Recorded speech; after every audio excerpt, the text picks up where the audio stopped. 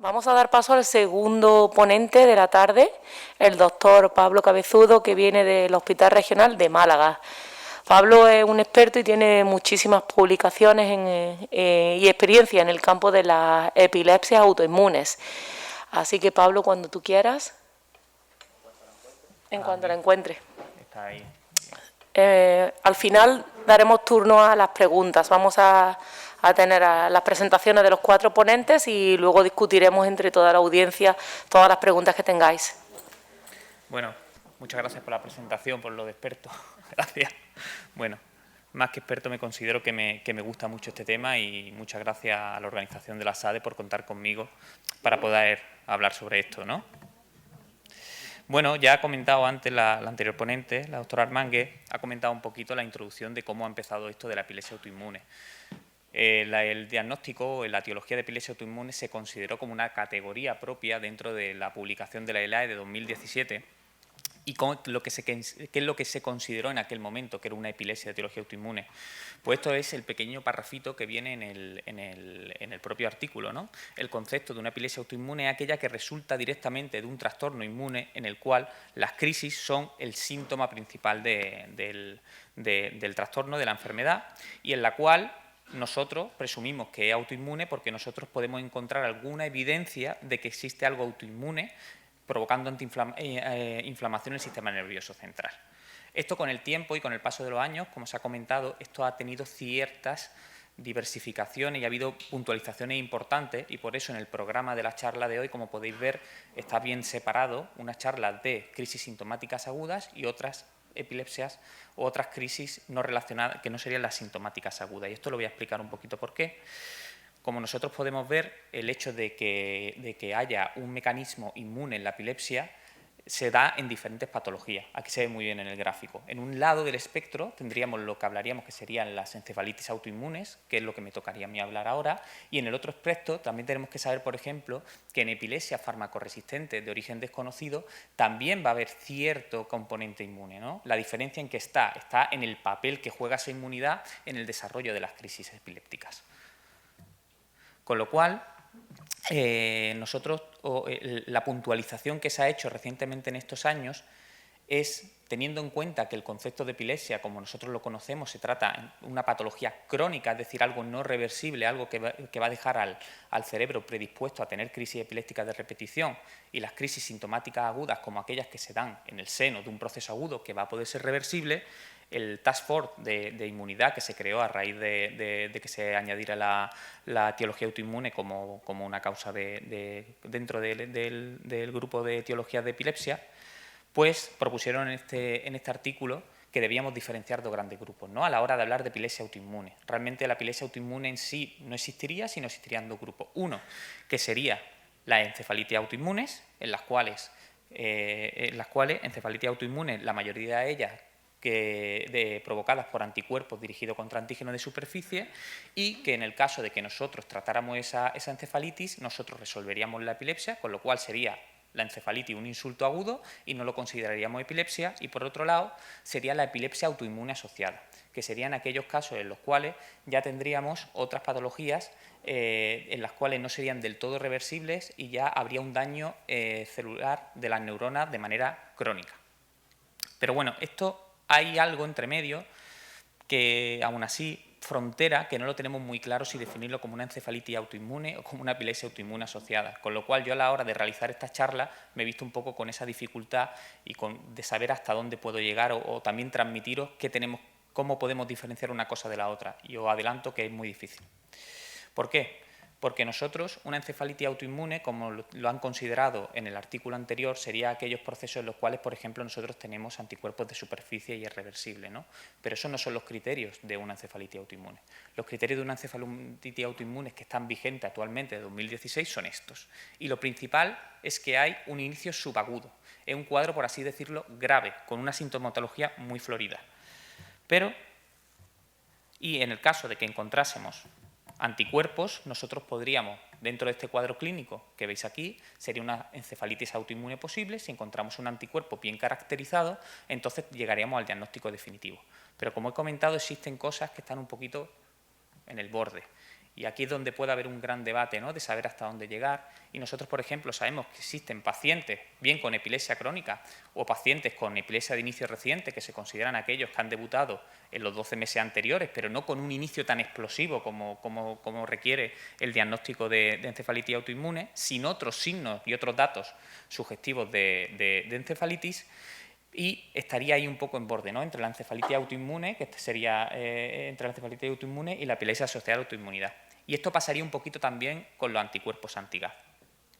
Bueno, pues visto lo visto y viendo y dándose cuenta los propios autores del Task Force de que esto existía y que no estaba muy claro cómo definir esto, el año pasado sacaron este artículo de opinión, también muy interesante, en el cual abordan un poquito qué es lo que es una epilepsia autoinmune asociada.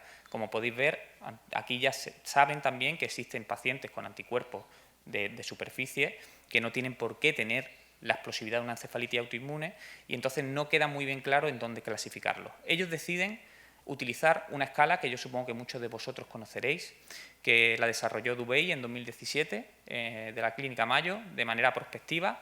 Cogió pacientes con epilepsia de origen desconocido reciente y le hizo de manera prospectiva anticuerpos y desarrolló esta escala, el AP2 Score, y entonces este grupo dice que los pacientes, ahora pondré la escala, pacientes que tengan una puntuación igual a 4 en esta escala debemos considerarlos encefalitis autoinmune, y cuando en esta escala es menor o igual a 3, entonces sería una epilepsia autoinmune asociada. Bueno, como podéis ver en la escala, esta es la escala P2 Score. Como veis, la mayoría de estas puntuaciones y son características que nosotros encontramos en pacientes con encefalitis autoinmune. Tienen claro el hecho de que sea de inicio reciente, que sea explosivo, que haya cambios neuropsiquiátricos, que haya afectación disautonómica, también que haya las crisis faciobraquiales distónicas, etc. Y luego, recientemente, como podéis ver anteriormente en la diapositiva, hay otra escala abajo, que es la que nos indicaría un poquito en los casos en los cuales no fuera una encefalitis autoinmune, qué pacientes serían subsidiarios de realizar un anticuerpo o no, ¿no?, de hacer una determinación de anticuerpo. Y esto sería la escala ACES Score, que como veis es una escala muy sencilla y esto se utilizaría en pacientes tanto de inicio reciente como no reciente para saber a qué paciente le tenemos que pedir un anticuerpo. ¿Cuál es el rendimiento de estas escalas para detectar anticuerpos en pacientes con epilepsia? Pues son buenas, o sea, tiene el AP Score para un igual o 4 puntos, tiene una sensibilidad muy alta y una especificidad también bastante alta, y la ACES Score también tiene una sensibilidad prácticamente del 100% y una especificidad muy alta. Pero tenemos que tener en cuenta una cosa, estas escalas no están diseñadas para decir si un paciente tiene una encefalitis autoinmune o no. ¿Por qué? Porque nosotros podemos tener un paciente con un AP Score menor a 4 y te cumple criterio de encefalitis autoinmune, por ejemplo, ¿no? Con lo cual tenemos que, probablemente, estas escalas no sean adecuadas para poder diferenciar si un paciente se trata de crisis sintomáticas agudas o se trata de una epilepsia autoinmune asociada. Nos valen mucho y está demostrado porque se han validado en corte externa para saber qué pacientes con crisis epiléptica pueden tener anticuerpos o no. Por ejemplo, un caso clínico, ¿no? Un paciente que podemos ver en consulta de 65 años de edad con una epilepsia que nosotros hemos diagnosticado que es del lóbulo temporal por su semiología y por las características del electroencefalograma, que lleva relativamente de inicio reciente, pero de unos 15 meses de evolución, que a pesar de ya 2 fármacos antiepilépticos a dosis adecuadas sigue teniendo crisis, con lo cual sería una epilepsia farmacoresistente.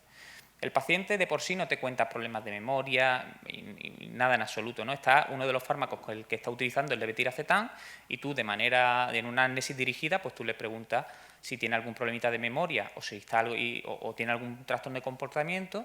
Dice que bueno, que tiene algún despiste, le hace un mini mental 24 de 30, bueno, un poco alterado, pero tampoco una cosa que nos llevemos la mano a la cabeza, y que está irritable. Entonces, ¿qué puntuaciones tendría este paciente? Pues este paciente, por ejemplo, en una AP2 tendría 2 puntos, con lo cual no sería una encefalitis autoinmune.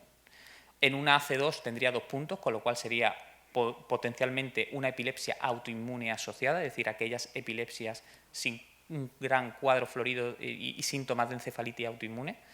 Pero, como tenía esta puntuación, pues se le piden estos anticuerpos y sale un anti-LGI1 positivo. ¿Este paciente tiene criterios de encefalitis autoinmune? Tampoco. ¿Pero qué es? ¿Qué tiene este paciente? ¿Tú no lo tratas? Es una epilepsia farmacoresistente. Ha probado fármacos, tiene unos anticuerpos positivos.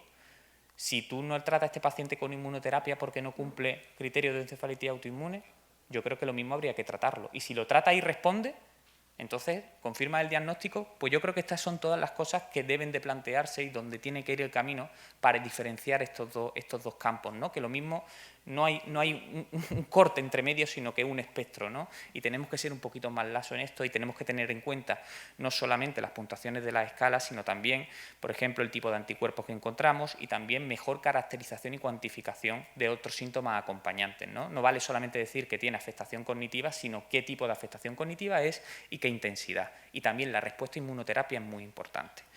Yo tuve la osadía de haberme planteado esto y mandé una respuesta, un comentario al artículo sobre qué, porque tengo esta duda, ¿no? A la hora de realizar yo un estudio, a la hora de seguir investigando, realmente no me quedaba claro qué pacientes tenían una encefalitis autoinmune y qué pacientes tenían una epilepsia autoinmune asociada.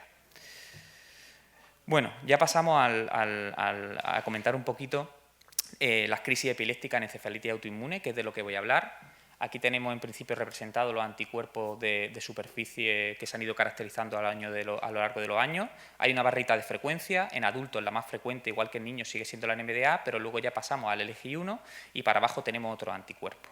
¿Cuál es el diagnóstico diferencial que tenemos que hacer en un paciente con crisis epilépticas y que sospechamos que pueda tener una encefalitis autoinmune? Pues lo que veis aquí un poquito dependiendo del contexto clínico, ¿no? Muchas ocasiones, por ejemplo, muy interesante, un paciente que esté en estatus epiléptico, por ejemplo, un NORSE, y nosotros le vemos en la resonancia magnética que tiene el temporal encendido en resonancia y, hostia, eso es autoinmune seguro. Y lo mismo son cambios post-estatus, ¿no? Todas esas cosas tenemos que tenerlo en cuenta. ¿Y por qué estos pacientes tienen crisis epilépticas? ¿Por qué? Porque estos anticuerpos, porque tiene un motivo, ¿no? Es decir, siempre hablamos de que los anticuerpos tienen un mecanismo patogénico, como se ha mostrado en la sesión anterior. ¿Por qué? Porque bloquean los receptores, algunos los internalizan, algunos los destruyen, pero realmente, ¿qué es lo que ocurre con cada uno de estos anticuerpos para que se provoque crisis epiléptica? Una cosa muy curiosa es con los anti-NMDA. Los anti-NMDA, el NMDA es el neurotransmisor excitador por excelencia del sistema nervioso central. ¿Por qué si nosotros bloqueamos un receptor que se supone que es excitador, lo bloqueamos, el paciente tiene crisis? ¿No debería ocurrir al contrario? Pues no lo sabemos. Se sospecha que podría ocurrir un poquito como lo que pasa con el Draven, ¿no? Que hay una pérdida de función y puede que realmente haya una disminución de la excitación en neuronas inhibidoras, y ese puede ser uno de los motivos por el cuales se produzcan crisis epilépticas. Luego tenemos otro motivo como los AMPAR también son excitatorios. Lo que ocurre es que al bloquearse con los anticuerpos, con los receptores AMPAR, se sustituyen por otros receptores AMPAR que son más permeables y por lo tanto despolariza más la célula. En cuanto a los anticuerpos anti la proteína del IgI1, lo que hace es reducir a nivel presináptico, entre otras cosas, los canales de potasio, que sabemos que son inhibidores, y los GABA está un poquito más claro, ¿no? Los GABA, en principio, si tú bloqueas el receptor GABA, que en principio es donde va la sinapsis inhibidora más importante, pues evidentemente eso te va a provocar un aumento de la excitabilidad. Finalmente, todos estos anticuerpos lo que han provocado y lo que se han visto, tanto estudios ex vivo como in vivo, se ha visto que lo que hay es una alteración del balance de la excitación con la inhibición, ¿no? Eso, por resumirlo un poco, esto que es algo tan complejo y que cada vez salen artículos cada vez mucho más potentes y con mayor evidencia sobre esto. En cuanto a cómo son de frecuentes las crisis epilépticas, la encefalitis autoinmune, pues depende del anticuerpo. Pues nosotros en adultos la mayoría, las más frecuentes serían los GABA-A y los GABA-B, si lo cogemos como en conjunto, que ya veremos que no es lo mismo, los LGI1, los NMDA, los anti-GAD y la encefalitis paraneoplásica estarían un poquito más bajos. ¿Y cuáles son los que tendrían el riesgo de estatus epiléptico? Los GABA-A, en principio, depende de las series, como hemos visto, aunque sea también una patología que se da sobre todo en niños, también se da en adultos, pero en principio el estatus epiléptico es muy frecuente, hay series que incluso el 100%, y tenemos que tener en cuenta que da muchas veces una causa de epilepsia parcial continua. Los GABA-B sería el siguiente paso, los LGI1 y el NMDA del 10%. ¿Y cómo podemos nosotros, por las características de las crisis epilépticas, saber qué paciente tiene un determinado anticuerpo, una determinada encefalitis, o cómo son las características de las crisis en cada uno de estos encefalitis? Pues vamos a hablar un poquito de la encefalitis anti-NMDA, que es la primera, la más frecuente, ya la han comentado anteriormente. Esto se describió en 2012, que es el delta BRASH, que se ha visto que es un patrón muy característico de esta enfermedad, pero tenemos que tener en cuenta que no es algo patognomónico. Es decir, si nosotros no encontramos un paciente en la UCI con un estatus o en coma y que tiene esto, es verdad que nos tiene que saltar la alarma, pero no siempre es así, no es patognomónico, ¿no? De hecho, en este artículo lo ponen de manifiesto, hicieron una revisión de los casos de su hospital con monitorización prolongada y vieron que había varios pacientes con otras patologías de diferente índole que podían tener un delta BRAS, con lo cual sí es muy característico, pero no es patognomónico. Otros marcadores de electroencefalografía en la encefalitis anti-NMDA, además del delta BRAS, se ha visto que existen otros dos patrones muy característicos. Uno, al principio de la enfermedad, que es la actividad beta excesiva, y otro, que sería la actividad delta rítmica, que apareciera posteriormente. Importante, que hay que saber. Sí es verdad que el delta BRAS no se considera un patrón crítico, pero sí estaría en el continuo ictal-interictal y se asocia a crisis epilépticas, pero sobre todo donde hay que tener más cuidado es en esto. ¿Por qué? Porque en esta fase los pacientes en la UCI, cuando tienen esta actividad delta rítmica, tienen muchos trastornos del movimiento, muchos movimientos coriformes, y nos puede hacer pensar que lo que está en estatus y no está en estatus. Y entonces empezamos a poner fármaco y no lo controlamos y no requiere eso, ¿no? Eso tenemos que tenerlo en cuenta. Este patrón no se asocia a crisis epilépticas. Este, por ejemplo, es un paciente nuestro, de nuestro centro, que como podéis ver aquí, en principio, esto parece que tiene una actividad rítmica, y impresiona, esto lo vimos un poco con retroscopio, ¿no? Al principio podía hacernos dudar, luego ya la paciente sí salió con un anti-NMDA positivo y viendo esto parecería, ¿no? O se asemeja un poquito a un delta BRAS, y esta mujer hizo primero esto y después hizo la actividad delta rítmica, ¿de acuerdo? Con lo cual, esta paciente siguió la progresión habitual que hemos visto anteriormente. En cuanto, ¿qué hacemos? Biomarcadores, más biomarcadores que tengamos. Bueno, pues el electroencefalograma en el anti-NMDA, de hecho es tan frecuente que se considera una alteración en el electroencefalograma, cualquiera, un marcador un criterio de NMDA probable. Con lo cual, eso de la película que el doctor Olivares, no sé si estará por aquí, que puso ayer, me acuerdo, dice, no sé, que salió el Brain on Fire, diciendo, todo es normal, la resonancia es normal. Sí es verdad que la resonancia, en un 50% de los casos, casi siempre va a ser normal, pero esto no. Esto es muy raro que sea normal, un electroencefalograma. La mayoría de cosas que te encuentras, en cambio, son marcadores de encefalopatía. Hay el lentecimiento, y dentro de ese lentecimiento podríamos meter el delta BRAS y la actividad delta rítmica. Y, sin embargo, las descargas epileptiformes y las crisis epilépticas serían menos frecuentes. Y los patrones típicos que he comentado antes son típicos, pero son poco frecuentes. Fijaos, en esta revisión sistemática encontraron que solamente en un 6,7% de los pacientes habían encontrado un delta BRAS. Fijaros. Y además de estos biomarcadores diagnósticos, tenemos biomarcadores pronósticos en relación a las crisis y al electroencefalograma. Pues sí. ¿Cuáles son aquellos pacientes que van a tener un peor pronóstico? ¿Qué pacientes con anti-NMDA van a tener un peor pronóstico en relación a su estancia en UCI y que van a tener una recuperación funcional incompleta? El hecho de tener un electro anormal, ya de entrada, te diferencia muy bien. La presencia de lentificaciones, la presencia del delta BRAS, si es verdad que se asocia, que tiene un mal pronóstico, aunque no todos los estudios, cuidado. Y también es muy interesante que cada vez más se están haciendo estudios de pronóstico con eje cuantitativo. ¿Y de buen pronóstico cuál sería? Pues sería esa disminución de la actividad delta después de la inmunoterapia. Normalmente, esto es muy interesante, si tú tienes un paciente en la UCI con una encefalitis por anticuerpo anti-NMDA, tú le pones un rituximab o le pones un tratamiento inmunosupresor, antes de la mejoría clínica va a haber una mejoría eléctrica. Y eso te indica, evidentemente, si hay una mejoría eléctrica va a haber un mejor pronóstico clínico, y también la presencia de un ritmo alfa posterior, ¿vale? Sobre todo, ¿por qué? Porque parece ser que los receptores anti-NMDA en la corteza occipital están muy presentes, con lo cual el hecho de que a nivel posterior esté normal el electroencefalograma indica que no va a ser una enfermedad muy severa. Cambiamos de tercio y os voy a poner un vídeo de un paciente nuestro del hospital. ¡Uy, se dobla! ¿Y tiene sonido? ¿Se escucha? Algo de sonido debe de tener. ¿Lo han quitado? ¡Ah! No, pero sí es que se para, pero yo el sonido. Ahora. ¿Vale? Hace como un gesto de dolor. El hombre, la verdad, que ahí lo pillamos de milagro, ¿no? Pero el hombre venía por esto y le pasaba muy repetidamente. Y la verdad que una residente nuestra, que en aquel momento residente ya junta, muy avezada, pues se dio cuenta realmente de lo que le estaba pasando a este hombre rápidamente, y entonces le pidió esto. Le pidió un CBA, que es la manera de confirmar los anticuerpos que están brillando, y esto es lo que son células transfectadas con el antígeno, con el anti-LGI1, ¿no? Que salió positivo. Y este hombre lo que está presentando son las crisis distónico-faciobraquiales, que estos son prácticamente patognomónicas de esta entidad y que se da hasta en el 50% de los pacientes.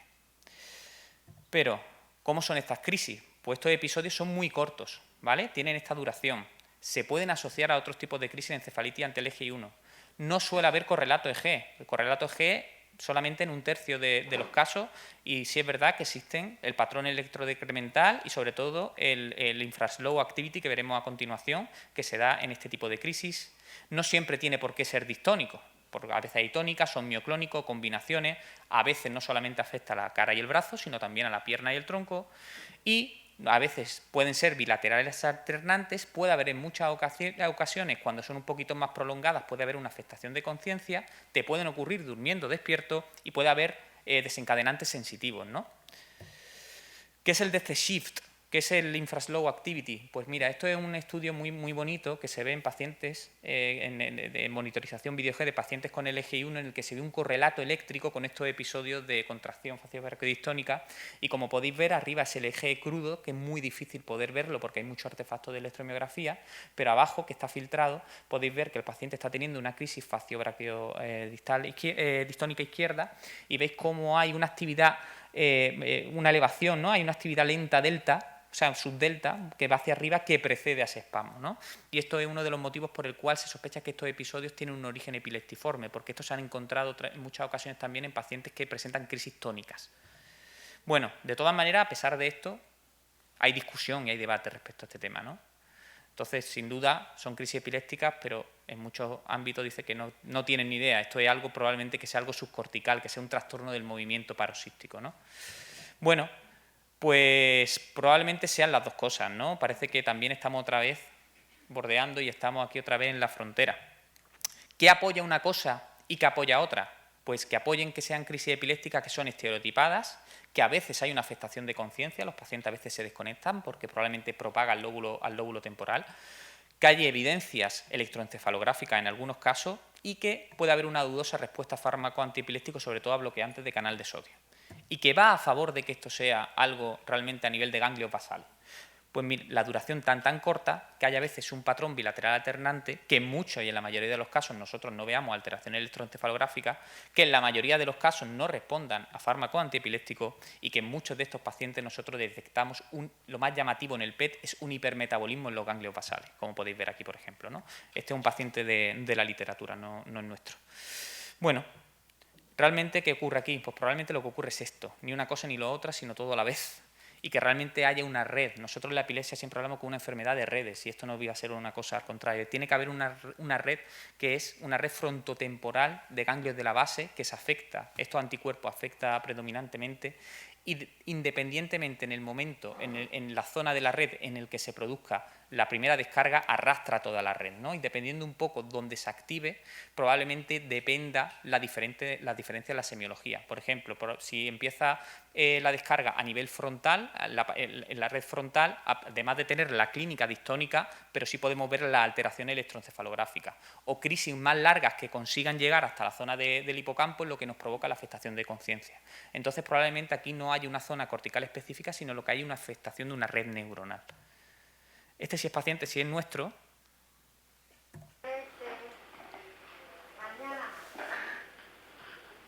¿Veis? La crisis es larga, parece tiene como aspecto de dolor, coge la cara, coge la boca. Este paciente fue diagnosticado prácticamente en la sala de urgencias porque vino con esto, ¿no? Y rápidamente es una cosa tan característica que rápidamente lo cazamos y lo diagnosticamos antes de tener el anticuerpo. Esta es otra.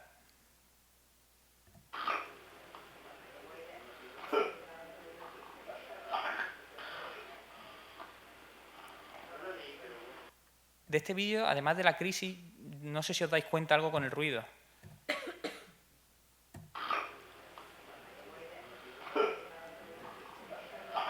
Este hombre está durmiendo, pero no está durmiendo. Este hombre, miráis el electro no es de sueño. Este hombre había perdido el sueño. Este hombre se tiraba el día así, con los ojos cerrados, roncando, como si estuviera durmiendo, pero en el electroencefalograma no entraba en sueño. ¿vale? Eso es otra cosa que eléctricamente es muy importante que tengamos en cuenta, porque es una cosa que nos puede alertar un poquito de lo que está teniendo el paciente, ¿no? Y eso es muy típico. Es muy típico los trastornos y las alteraciones del sueño en los pacientes con este tipo de encefalitis. Con lo cual, en el electroencefalograma no solamente tenemos que buscar las crisis, sino también trastornos del sueño. E incluso hay pacientes que lo que predomina en la clínica es esto, incluso el extremo último, ¿no?, del insomnio y el trastorno del sueño, que puede ser la agripinia excitata. Aquí hay un artículo muy bonito, muy interesante de un caso. ¿Y qué otras cosas podemos encontrar además de esto, ¿no?, en la encefalitis de LGI1? ¿Qué otras cosas? Pues mire, también en la mayoría de los pacientes vamos a encontrar un electro que va a ser patológico. Y otra cosa muy interesante es esto, son las crisis eléctricas, o sea, crisis eléctricas pero sin correlato clínico. Y esto es muy frecuente y es muy interesante. Esto es un artículo también donde podéis ver un ejemplo de una crisis temporal, es súper prolongada, pero el paciente es totalmente asintomática, no provoca clínica.